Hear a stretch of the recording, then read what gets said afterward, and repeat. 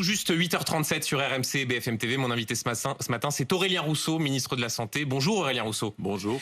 Alors on va aborder bien sûr la canicule d'abord, avec une vague de chaleur qui continue de s'étendre. La France suffoque littéralement, 50 départements classés vigilance orange par Météo France aujourd'hui. Des records de température battus. En réponse à cela, est-ce que vous avez autre chose qu'un numéro vert à proposer aux Français ? Oui, évidemment, on a beaucoup appris des précédents épisodes de canicule. Et on a beaucoup de dispositifs qui sont mis en place et je veux saluer tous ceux qui le font au quotidien parce que ça n'est pas que le gouvernement, c'est les personnels dans les EHPAD qui assurent la mise dans les pièces un peu plus rafraîchies des résidents, ce sont les personnels hospitaliers, c'est les personnels qui font l'aide à domicile. Et vous avez entendu certaines railleries sur ce numéro vert, les oppositions disant ils n'ont que ça à proposer. Certains ont essayé d'appeler ce numéro vert et sont tombés sur des conseils assez évident, hydratez-vous, fermez les fenêtres, ne sortez pas. Est-ce que le gouvernement peut faire plus ? D'abord, je voudrais revenir un instant sur ce numéro vert. Depuis qu'on l'a activé, le 18 août, il y a eu 1500 appels.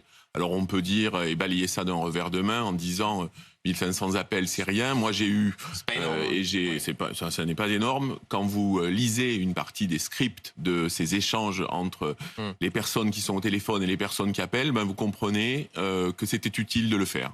Voilà, quand vous avez des gens qui vous disent « mes enfants ne m'ont pas appelé depuis plusieurs jours, donc je vous appelle pour savoir si je dois faire ceci ou cela, je n'ai pas soif, est-ce que je dois me forcer à boire ?» Alors moi, même s'il y en a quelques centaines dans le lot qui n'auraient pas eu les réflexes et qui les auront après cet appel, ça valait la peine de mettre en place ce numéro vert. Et d'ailleurs, pour les auditeurs et les téléspectateurs, on va rappeler ce numéro vert, 0800 06 66 66. Ce qui frappe dans cette canicule, Aurélien Rousseau, c'est non seulement son intensité, mais aussi sa longueur dans des zones, Lyon, Grenoble. Est-ce que des informations que vous avez, la vigilance rouge pourrait être déclenchée dans les heures qui viennent dans certains départements en France ? Or, le processus, il est simple. On parle tous les jours, plusieurs fois par jour avec Météo France, qui actualise ses prévisions. Votre collègue les a montrés tout à l'heure. Donc oui, on a une crainte pour demain de devoir basculer en vigilance rouge sur une partie des départements de la vallée du Rhône. Quel notamment. Département précisément ? Aujourd'hui, on verra. Le Météo France fait son nouvel échange avec nous vers 18h. Et donc ça serait pour la journée de demain. Mais oui, on pourrait... parle de l'Ardèche, la Drôme, voire le Vaucluse et le Gard. Est-ce que c'est bien de ces départements dont il est question ? On est effectivement dans la vallée du Rhône et on pourrait atteindre des niveaux de température jamais mesurés en France. Donc on est très préoccupé. Et vous le dites, en effet, ce qui compte le plus, c'est la durée de cet épisode, puisqu'on aura une baisse des températures qu'à partir de jeudi ou de vendredi. Et c'est les organismes humains qui sont mis à l'épreuve, donc il faut tenir. Vous êtes inquiet face à la durée, l'intensité de cette canicule ? Moi, je ne suis pas inquiet ou rassurant. Moi, je suis là pour vérifier que tous les dispositifs soient mis en place pour que les personnes soient prises en charge et qu'elles aient la bonne information sur la manière de se protéger face à cette vague de chaleur. Et effectivement, ma préoccupation, c'est que le système de santé qui, pour l'instant, n'est pas touché par cet épisode ou à la marge. C'est-à-dire que vous ne voyez pas pour l'instant d'impact de cette canicule, de cette vague de chaleur dans les arrivées aux urgences, les hôpitaux, ça ne se voit pas encore. Voilà, c'est ça. Ça veut dire que, une fois encore, quand on a les gestes de prévention, les bons gestes, on ne va pas à l'hôpital. Et par ailleurs, quand on est notamment une personne âgée, il vaut mieux rester à domicile, s'hydrater, que la famille vienne ou des proches viennent vous voir, plutôt que se retrouver dans un service d'urgence. Mais comme les services d'urgence sont eux-mêmes sous tension, notre préoccupation, c'est que les gestes de prévention, tout le monde les connaisse. On va en parler dans un instant, juste pour bien être très clair. Ce que vous nous dites donc, c'est que vraisemblablement, plusieurs départements vont passer en vigilance rouge demain. Alors moi, je ne suis pas un spécialiste de la météo. Des informations que vous avez. Et donc, effectivement, il y a une possibilité, un risque, parce que vigilance rouge, c'est le plus haut degré. Et donc, on verra, on refera le point dans l'après-midi avec Météo France, mais dans les modèles actuels, c'est une forte probabilité. Et simplement, si ces départements passent en vigilance rouge, ça a un impact sur des activités qui pourraient être interdites, des établissements accueillant du public qui pourraient être fermés. Concrètement, ça veut dire ça, si on passe en vigilance rouge. Concrètement, ça veut dire que, notamment sur le terrain, les préfets, en lien avec les agences régionales de santé, peuvent décider que certains événements, il vaut mieux les reporter parce que c'est trop risqué. On renforce encore les messages de prévention. même si depuis que la Première ministre a activé la cellule interministérielle de crise, on est au niveau maximum de passage de toutes ces informations sur les médias nationaux et locaux. Aurélien Rousseau, vous avez donc affirmé ce week-end que le système de santé était robuste, que l'hôpital fera face, je vous cite, malgré la canicule. Quand on voit cet été une quarantaine de services d'urgence fermés partiellement, des soignants qui se disent à bout, est-ce qu'il n'y a pas un peu de méthode couée, voire de déni de votre part sur la situation de l'hôpital ? Il n'y a absolument aucun déni. La situation de l'hôpital, elle est extrêmement tendue, et si ça tient, et si l'hôpital, comme je l'ai formulé, tiendra, c'est parce que les soignants, les personnels médicaux, paramédicaux ou les personnels non soignants sont là et donnent le meilleur d'eux-mêmes. Aujourd'hui, on a en France 680 services d'urgence. Il y en a, vous l'avez dit, 40 qui sont partiellement fermés. Qu'est-ce que ça veut dire partiellement fermés ? Ça veut dire, par exemple, qu'ils n'accueillent pas de malades en nuit profonde. Prenons un exemple, Aurélien Rousseau. Vous dites le système tient, il est robuste. À Saint-Tropez cet été, 3 nuits de suite, au mois d'août, même 3 ou 4, les urgences étaient fermées. Est-ce qu'on peut vraiment dire qu'un système de santé tient et robuste alors que dans des endroits en France, on a des services d'urgence qui ne peuvent pas accueillir de public la nuit ? Est-ce que là, encore une fois, il n'y a pas une forme de déni de votre part ? Est-ce qu'il ne faudrait pas mieux dire oui, c'est plus que tendu, c'est un système de santé qui est à bout de souffle ? Moi, je ne reprends pas ce vocabulaire, et vous prenez un exemple Saint-Tropez. Ma question, si je prends cet exemple, c'est de savoir si une personne qui subit une difficulté de santé, qui doit aller aux urgences, est-ce qu'elle va pouvoir trouver un service qui l'accueille à proximité sans prendre de risques vitaux ? La réponse est, sur tout le territoire, il y a une organisation qui permet de prendre en charge les risques vitaux de tous nos concitoyens. Donc oui, la situation, elle est extrêmement tendue. On est sur une ligne de crête dans beaucoup de services. Vous avez un nourrisson qui est atteint de bronchiolite, qui est transféré des Hauts-de-Seine jusqu'à Rouen, parce qu'il n'y a plus de place en réanimation pédiatrique. Vous comprenez que là encore, les Français se disent on met tellement d'argent dans le système de santé, dans le système social, les Français qui sont fiers de leur santé, mais là, ça ne marche plus. Il y a des très grandes difficultés. Je les ai vus à nouveau en visitant de nombreux services cet été. Personne ne le nie. Je serai le dernier à tourner la tête face à cela. Il suffit d'aller dans la nuit dans un service d'urgence et vous voyez la réalité. La réalité aussi, et ça n'est pas pour faire de l'autosatisfaction, ce serait ridicule et même dérisoire. Mais la réalité, c'est que dans notre pays, on est pris en charge si on est malade, et que le travail qui a été mené depuis 1 an fait qu'on a appris de ce qu'on a vécu à l'été 2022, et que oui, aujourd'hui, notamment la coopération entre les médecins de ville et l'hôpital, vous redites, malgré la canicule, ça va tenir. Je pense, je crois, et j'espère que ça va tenir, parce que je sais que notre système de santé, il a cette force-là, et que les soignants, ils veulent pas être des héros, ils veulent faire leur métier.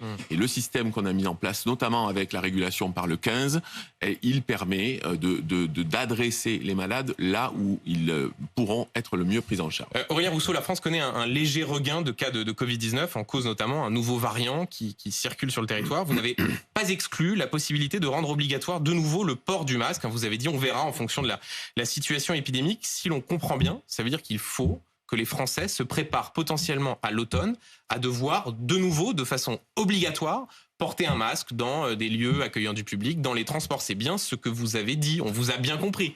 Je pense qu'il y a une étape intermédiaire qui est la banalisation du port du masque quand vous avez des symptômes respiratoires, même un rhume, même une toux. Eh bien, vous portez le masque. Et ça vaut quand vous allez chez le boulanger, ça vaut quand vous êtes ministre et que vous allez aux questions au gouvernement.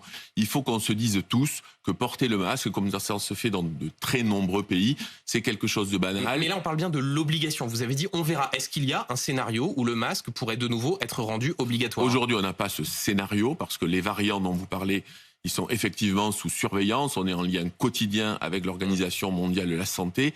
Il y a plusieurs variants. Ça vous inquiète ? Est-ce que, pour ceux qui nous écoutent, qui nous regardent, est-ce qu'il y a de quoi être inquiet ? Ça réveille des mauvais souvenirs, c'est le moins qu'on puisse dire ? Aujourd'hui, la Covid-19 et les mutations qu'on connaît ne présentent pas de dangerosité ou de niveau d'incidence particulièrement inquiétant. mais on les surveille et on a basculé, on n'a pas du tout désarmé notre système de suivi, on a basculé dans un système beaucoup plus classique comme la grippe. Mais je le redis, pardon, porter le masque quand on a un petit symptôme ou quand on est une personne à risque, ça doit devenir, ça a beau être banal, c'est vital. Non, mais donc ça veut dire que ce matin, vous incitez les Français à porter le masque quand ils sont dans les transports et que la rame de métro est bondée, quand ils sont dans des espaces qui accueillent beaucoup de public, vous les incitez à le mettre de nouveau. Je pense que la première étape, c'est dès qu'on a un symptôme ou dès qu'on est en contact avec des personnes fragiles, on reprend le réflexe de mettre le masque. Voilà. Et je pense que les Français, ils n'ont pas besoin d'être infantilisés, ils ont besoin de savoir où on en est. Été pendant le Covid. Oui, c'était il y a maintenant le temps a passé. Ils ont besoin de savoir précisément à l'époque, précisément de l'Agence régionale de santé d'Île-de-France. Où on en est. On est sur une incidence qui monte faiblement, un très faible impact hospitalier, et on dira les choses en temps venu, mais il faut avoir des réflexes. Encore une fois, le masque, c'est banal quand on a des symptômes. Aurélien Rousseau, parmi les pistes d'économie pour le budget de la sécurité sociale de 2024, le gouvernement travaille sur le doublement de la franchise lors d'achat de médicaments, c'est-à-dire ce qui est payé par l'usager. La franchise pourrait passer de 50 centimes à 1 euro quand vous achetez une boîte de médicaments. Pareil pour ce qu'on appelle la participation forfaitaire lors d'une consultation chez le médecin, c'est-à-dire ce qu'on paye de sa poche. Est-ce que vous nous confirmez que ce sont bien des pistes qui sont envisagées par le gouvernement ?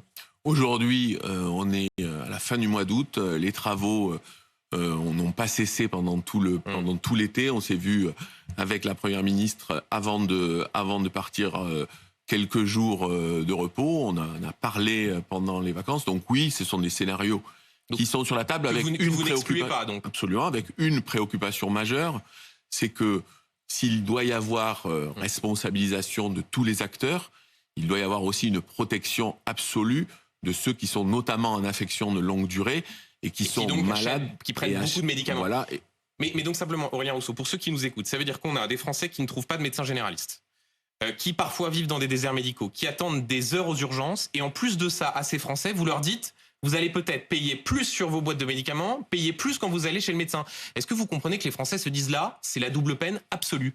Les Français, je comprends évidemment que tout ce qui pèse sur leur pouvoir d'achat les préoccupe.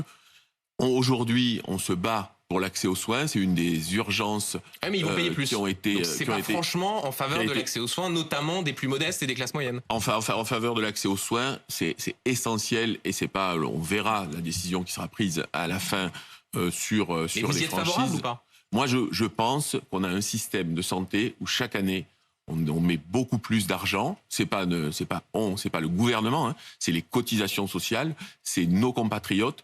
C'est pour ça que quand le président de la République fixe comme cap le plein emploi et la réindustrialisation, c'est aussi pour pouvoir financer ce système social. Donc vous y êtes favorable. Et donc, oui, il y a un effort de responsabilisation collective, mais on mettra tout sur la table. Il faut dire les choses extrêmement clairement.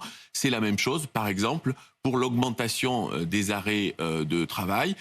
C'est pas de la stigmatisation, mais si on veut être responsabilisé, et tout le monde veut être responsabilisé, il faut dire les choses sur par où augmentent les dépenses de santé, parce que moi j'ai une préoccupation. Justement, Aurélien Rousseau, vous dites on met tout sur la table. Parmi les pistes d'économie, il y a aussi la possibilité d'augmenter les taxes sur l'alcool, c'est-à-dire en les indexant mieux sur l'inflation.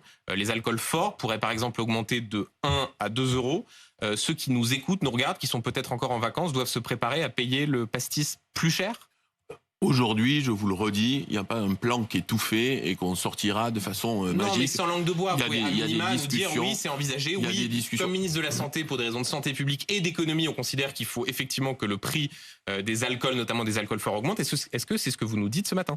Aujourd'hui, je vous dis que ce sont des sujets qui sont sur la table, mais je pense que la priorité, c'est d'être transparent avec les Français sur ce qu'on veut faire, sur l'augmentation des dépenses de santé. Oui, sur la question de l'alcool. Sur la question de l'alcool, la question est sur la table. Je vous ai dit, on va se revoir cette semaine, la semaine prochaine.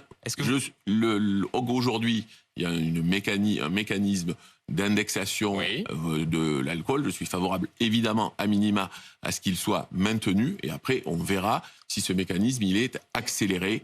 Voilà, mais aujourd'hui, ça n'est pas une décision qui est prise. Vous êtes novice en politique, mais déjà, vous maniez une forme de langue de bois, une capacité à ne pas tout à fait répondre. La question est assez simple. Est-ce qu'en tant que ministre de la Santé, chargé d'un discours de santé publique, vous considérez que ce serait bon pour la santé et pour les économies, de payer davantage la bouteille de vin et la bouteille d'alcool fort. Aujourd'hui, le système, il fait que notamment les alcools forts sont beaucoup plus taxés, et tant mieux que la bouteille de vin, voilà. Mais je suis peut-être novice en politique, mais il y a un truc auquel je crois particulièrement, c'est le collectif, et c'est de ne pas lancer des ballons d'essai pour voir comment les uns et les autres réagissent. On doit se voir la Première ministre, on va échanger cette semaine avec la Première ministre, sans doute aussi avec le Président de la République et Bruno Le Maire, et on reviendra et on va effectivement mettre les scénarios sur la table, parce qu'il s'agit aussi de discuter avec les parlementaires pour construire un projet de loi de financement de la sécurité sociale juste et équilibré. Rapidement, Aurélien Rousseau, une toute dernière question politique. Gérald Darmanin, le ministre de l'Intérieur, fait sa rentrée dans une semaine, dimanche prochain. Il a été adoubé par l'ancien président Nicolas Sarkozy dans son livre pour l'élection présidentielle de 2027. Vous avez été le principal collaborateur d'Elisabeth Borne pendant un an. Vous avez vu de très près ce bal des ambitieux, ces luttes de pouvoir. C'est pas franchement l'amour fou entre Elisabeth Borne et Gérald Darmanin. Est-ce que c'est gênant d'avoir un collègue qui est déjà en campagne pour 2027 ? Moi, je le considère pas comme ça. Je considère que j'ai un collègue et une première ministre qui sont dans le sillon que le président de la République nous a demandé de poursuivre. Un sillon qui a commencé à tracer depuis 6 ans. Il n'y a pas de ligne au sein du gouvernement quand Gérald Darmanin fustige les techno-bobos, qu'il fait sa rentrée politique en disant qu'il faut parler davantage aux classes populaires ? Non, je ne crois pas qu'il y ait 2 lignes dans le gouvernement. Je crois que très clairement, les axes qui ont été fixés, qui sont le sillon qui est creusé, c'est le bon. Et je dois vous dire que personnellement, j'ai le sentiment d'urgence et de responsabilité par rapport à tout ce qui pèse sur le système de santé. Et aujourd'hui, c'est ma préoccupation principale. Merci beaucoup Aurélien Rousseau, ministre de la Santé, qui nous annonce donc le probable passage de département en vigilance rouge demain.